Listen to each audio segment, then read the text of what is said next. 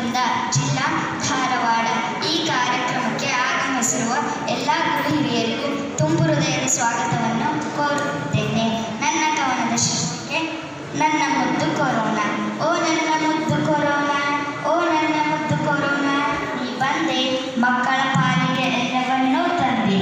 ಅಪ್ಪ ಅಮ್ಮನ ಕೆಲಸದ ಒತ್ತಡ ನೀಗಿಸಿದೆ, ಅಜ್ಜ ಅಜ್ಜಿಯ ಜೊತೆ ಕಾಲ ಕಳೆವ ಹಾಗೆ ಮಾಡಿದೆ, ಅಣ್ಣ ಅಕ್ಕರೊಂದಿಗೆ ಆಡುವ ಭಾಗ್ಯ ನೀಡಿದೆ, ಸರಳ ಸುಂದರ ಬದುಕು ಹಬ್ಬ ಎಂದು ತಿಳಿಸಿದೆ, ಸ್ವಚ್ಛತೆಯ ಅರಿವು ಮೂಡಿಸಿದೆ, ಶಾಲೆಗೆ ಬಂಪರ್ ರಜೆ ಕೊಡಿಸಿದೆ, ಮನದಣಿಯ ಮುದವ ತಂದೆ, ಮಕ್ಕಳು ಕೇಳಿದ್ದೆಲ್ಲವ ಬಯಸಿದ್ದೆಲ್ಲಕ್ಕಿಂತ ಹೆಚ್ಚಿಗೆ ನೀಡಿದೆ ಮಾಡಿದೆ.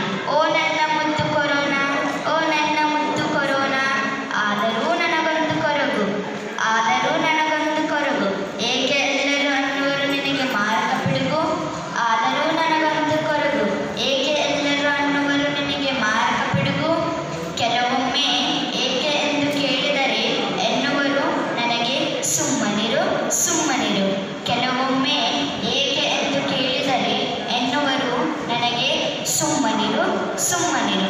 ಓ ನನ್ನ ಮುದ್ದು ಕೊರೋನಾ, ಓ ನನ್ನ ಮುದ್ದು ಕೊರೋನಾ, ನನ್ನವರಿಗಾಗಿ ಸಾಕು ಬಿಡು ನೀ ನನಗೆ ನೀಡಿದ ಸಂತೋಷ, ನನ್ನವರಿಗಾಗಿ ಸಾಕು ಬಿಡು ನೀ ನನಗೆ ನೀಡಿದ ಸಂತೋಷ.